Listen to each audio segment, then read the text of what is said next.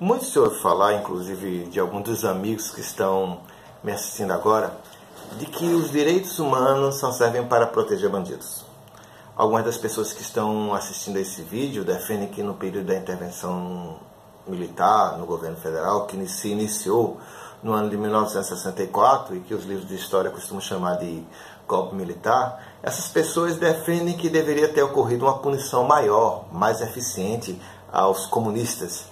Lembrando que na cabeça de muitas pessoas, comunista é qualquer pessoa que ela quiser, sem entender corretamente o que é um comunista, né? E segundo, obviamente, os padrões de Olavo de Carvalho.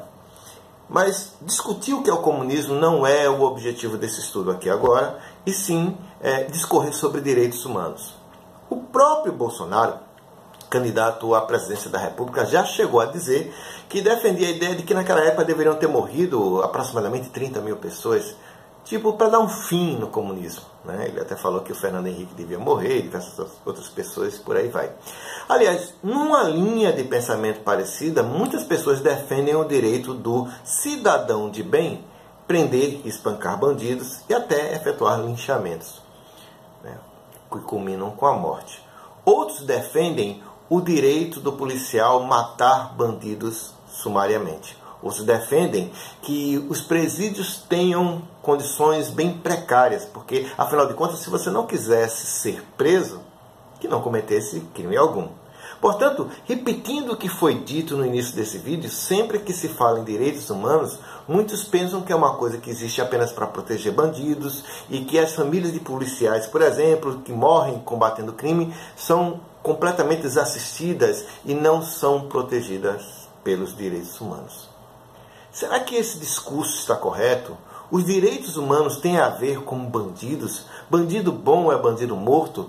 A sociedade tem o direito de executar bandidos, de realizar justiça com as próprias mãos?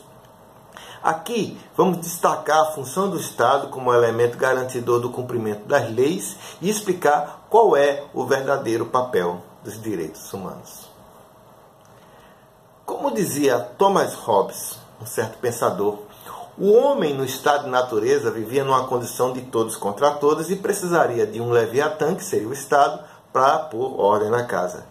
Depois surgiram outros pensadores, os contratualistas, que encararam essa relação indivíduo e Estado como um pacto, onde o Estado te protegeria e você a ele devota a obediência, e mais concomitantemente existe uma interação entre você e o Estado, onde você pode influir na vida política do mesmo, graças à sua liberdade, graças à pretensa igualdade, graças às leis, graças à cidadania.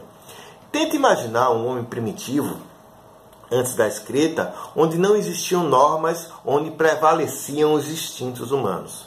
O homem vivia na natureza e os grupos mais fortes dominavam os grupos mais fracos. Isso pela força, né? Porém, é preciso lembrar que os humanos sempre se agregaram em grupos e esses grupos criavam forças e invadiam as terras e propriedade de outros grupos, realizavam saques, matavam as lideranças e outras pessoas dos grupos rivais, né, dos grupos mais fracos, possuíam sexualmente as mulheres, adolescentes e até crianças dos grupos vencidos. Enfim, a força física era essencial para o exercício da dominação sobre outros grupos. Porém, após realizarem saques, se apossarem de outras terras e estuprarem pessoas, os próprios invasores criavam dissidências entre si, dissidências internas, e sobre os objetivos, sobre o poder, e essas pessoas do próprio grupo vencedor passavam a brigar entre si. É por esse motivo, por exemplo, que quando você estuda a história de Roma, verifica tantos assassinatos de imperadores e constata que muitas barbáries eram cometidas por esses mesmos imperadores contra membros, inclusive da própria família, contra ex-aliados, tudo por conta de poder. O que eu quero dizer é que alguns seres humanos têm uma sede maior de poder e liderança, enquanto a grande maioria parece ter uma propensão a cultuar ídolos, que poderiam ser, naquela época, gladiadores competentes, ou imperadores viris, e hoje em dia cantores de música pop, lutadores de MMA, jogadores de futebol, políticos de estimação. Voltando ao homem primitivo, o importante a ser destacado é que os seres humanos, a partir de um dado momento, perceberam que seria preciso criar normas para disciplinar o comportamento das pessoas, especialmente porque era preciso evitar que essas pessoas se rebelassem contra o poder dominante. No século XVIII a.C., na Mesopotâmia, foram geradas algumas leis pelo rei Hammurabi, baseadas na lei de Talião. Não existia uma pessoa chamada Talião, mas esse termo Talião vem de semelhança, retribuição, ou seja, da punição correspondente ao crime cometido. O tal olho por olho, dente por dente. A lei era severa. Se você difamasse alguém e não provasse, você seria morto. Tomar o filho de outra pessoa ou furtar algo de um templo era também punível com a morte. E assim, através dos tempos, as sociedades desenvolveram códigos de leis que regulavam o comportamento social e, como era de se esperar, por serem leis criadas pelos grupos dominantes, preste atenção, essas leis, por serem leis criadas por esses mesmos grupos, elas protegiam principalmente esses mesmos grupos dominantes. E é aqui o ponto de partida para você entender o significado de direitos humanos. E muitas das vezes, essas leis permitiam excessos para os padrões de hoje, como, por exemplo, algumas leis enxergavam os servos praticamente como propriedade alheia, e essas leis permitiam a esses mesmos grupos dominantes que surrassem seus servos, por exemplo, por insubordinação, e os matassem em algumas ocasiões. E as leis de segregação na África do Sul, nos Estados Unidos, eram leis, elas existiam e eram impostas por grupos dominantes, e foi preciso muita luta para reverter tudo isso. A palavra de um determinado cidadão tinha muito mais valor do que a de outro, dependendo dos títulos de nobreza que possuísse. Em muitas sociedades, as mulheres não tinham voz, nem direitos básicos. A homossexualidade, dependendo do lugar e ou da época, por conta de um fervor religioso cristão ou até muçulmano, era punível com a morte. Assim, se o Estado era útil, porque diminuía o conflito entre as pessoas, muitas pessoas das classes dominantes utilizavam a mão pesada do Estado para subjugar outros seres humanos. Isso tudo em seu favor. Isso tudo culminou com o absolutismo, onde um rei era Deus e tinha o supremo controle de tudo e de todos.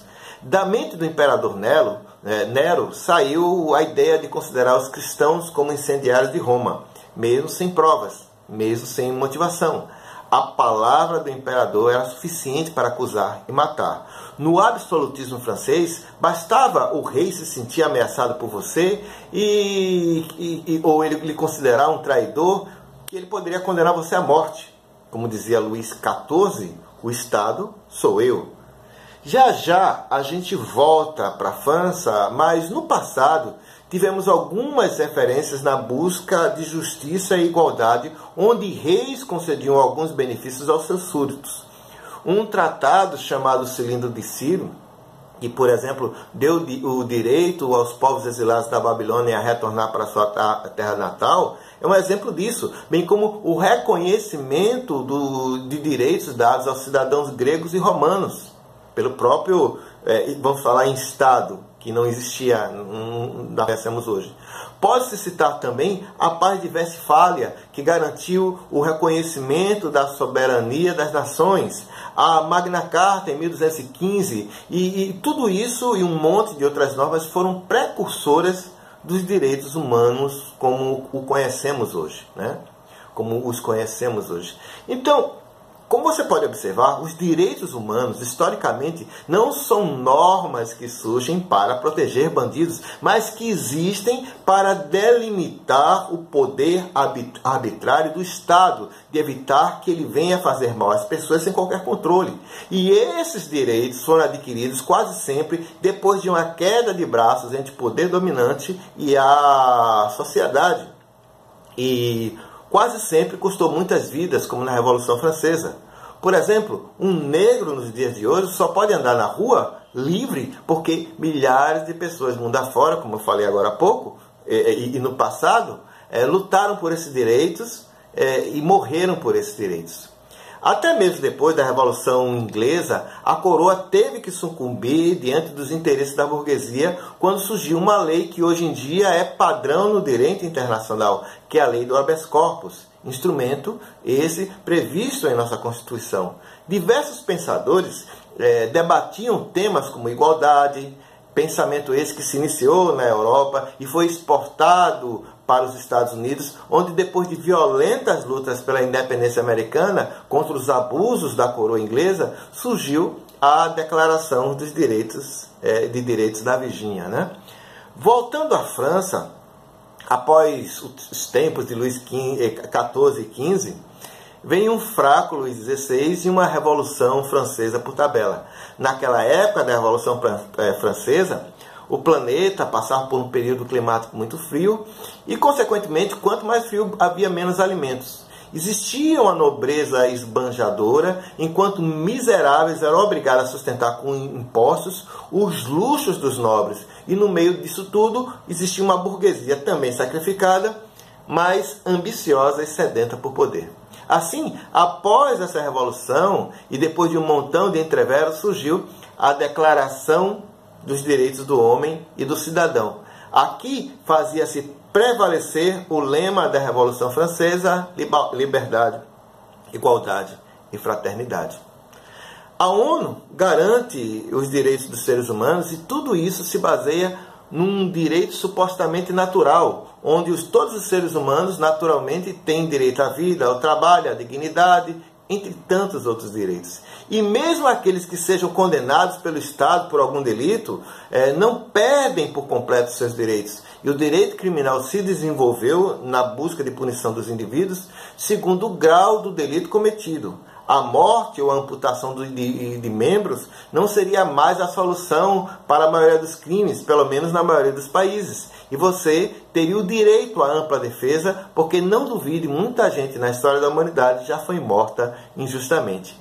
Mesmo no Estado de Direito, acontecem discriminações. Por exemplo, você pôde ver Mike Tyson, negro, preso por estupro, baseado na palavra da vítima, enquanto um membro da família Kennedy, William Kennedy Smith, era inocentado em condições similares em processos que correram praticamente na mesma época. Aliás, a justiça vendada, que não deveria olhar a cor ou as posses de um acusado, historicamente, quase sempre está a serviço das classes dominantes. E aqui eu já citei aqui nesse canal, eu já citei em diversas oportunidades diversos exemplos desses abusos, como por exemplo determinada pessoa que atropelou um policial de trânsito, determinado juiz que fez isso, aquilo outro. Mas de qualquer forma, o estabelecimento de normas permite que os abusos do Estado não sejam ilimitados, ou pelo menos existem ritos que precisam ser observados para que a sociedade, através do Estado, puna os infratores da norma.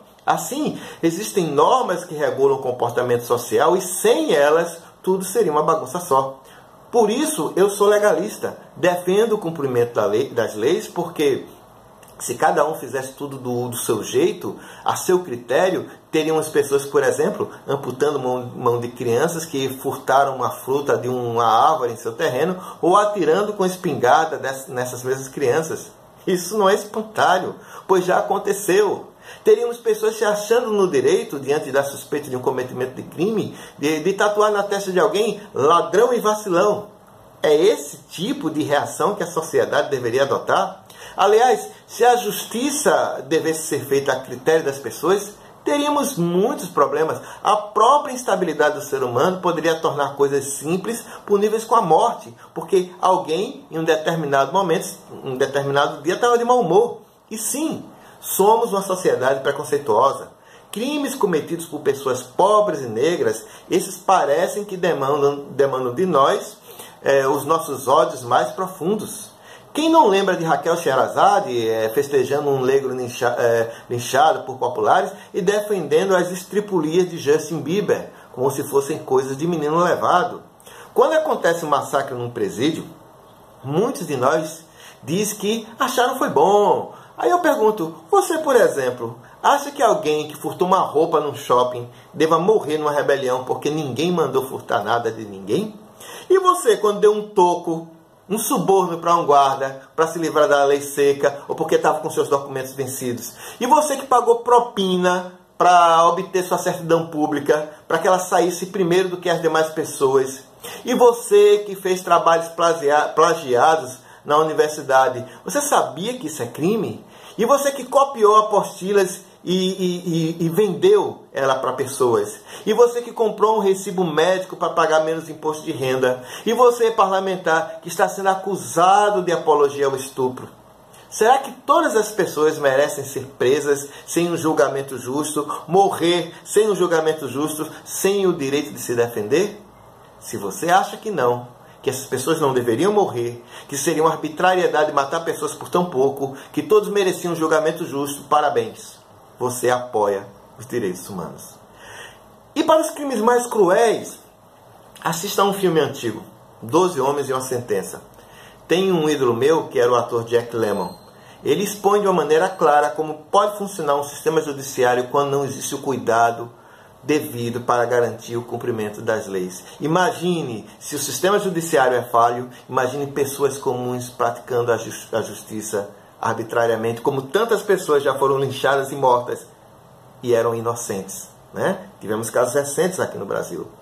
Ah, mas essas associações dos direitos humanos só defendem bandidos. Não é bem assim. Não é a função das associações de direitos humanos proteger bandidos, mas proteger os indivíduos todos das arbitrariedades cometidas pelo Estado. Essas pessoas podem exagerar? Podem. Pode ter gente de má fé infiltrada nessas associações? Pode. Mesmo se a resposta for sim, isso não tira a importância histórica das lutas sangrentas travadas pelos nossos antepassados na busca por justiça.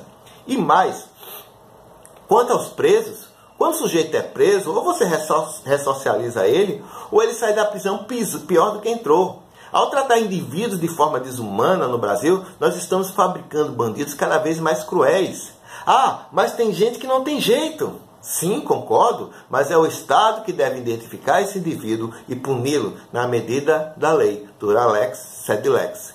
Como você está na ânsia de punir sem limites, você precisa ter cuidado, porque você está apenas estimulando a criação de bandidos mais perigosos, como, por exemplo, os milicianos.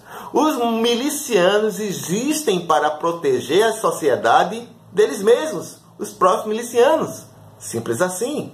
As milícias que prometem combater bandidos estão por aí matando vereadoras. E gente de bem também, né? Que eles também matam os bandidos que são contra eles, né? Que não estão na corja deles. E o pior, esses milicianos estão desafiando o próprio Estado. E quais as soluções? Pense, nada é tão ruim que não possa piorar. E dando voz a gente que sem preparo para lidar com situações complexas, dão sugestões simples, está surgindo aqui no nosso meio uma legião de imbecis que ou representam a ingenuidade ou o próprio mau caratismo dessas mesmas pessoas. Sim, se você defende certas coisas que estão ditas por aí, ou você é muito ingênuo, ou também tem desvio de caráter, né? O Estado detém o monopólio da violência, ou pelo menos deveria deter. Mas o Estado é falho? Sim. É incompetente? Sim. Então a solução não é destruir o Estado, porque sem ele voltaríamos à barbárie. Não se iluda com esse discurso de minarquia, menos Estado, tudo mais. E então, o que precisamos fazer é aprimorar esse mesmo Estado. E na área da segurança, com policiais mais tecnicamente preparados, com inteligência, com um sistema penal mais eficiente, mais coerente do que o atual, com apoio e treinamento adequado aos policiais e a juízes, uma integração entre ambos. Ninguém aqui está idolatrando o Estado, mas colocando as coisas no seu devido lugar. E ainda no que tange à violência, é preciso rediscutir o papel das drogas, estas são um importante fator de desagregação social. Assim, é preciso desarticular o tráfico, inclusive se permitindo discutir a liberalização assistida de drogas.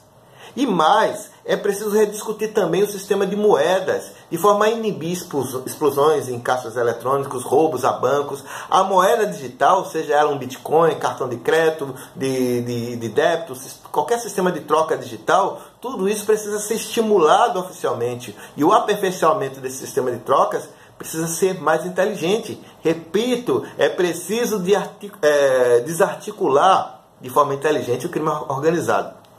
Portanto, não acreditem em farsantes que simplificam tudo, dizendo que imposto é roubo, que o Estado mínimo é o paraíso. Porque se você entende que o Estado surgiu da necessidade de regular a relação entre as pessoas e o próprio Estado, e também para regular e equilibrar as relações de um Estado com os demais Estados, que sem ele, o Estado, sem normas aplicáveis a todos, nós viveríamos no caos, convivendo com guerras mais frequentes, ainda mais do que as que já possuímos hoje em dia. Você precisa entender também que as instituições precisam funcionar, e você, animal político, precisa entender mais do que nunca que deve atuar para que o Estado seja eficiente, e não conseguirá isso sem uma participação política mais efetiva e sem o exercício do sufrágio universal. E isso não funciona, claro, se você votar em palhaços, por serem palhaços famosos, ou você votar em prostitutas por serem prostitutas famosas, você votar em cosplay de prefeito por causa do marketing por trás dele, ou votar em gente que rouba mais faz.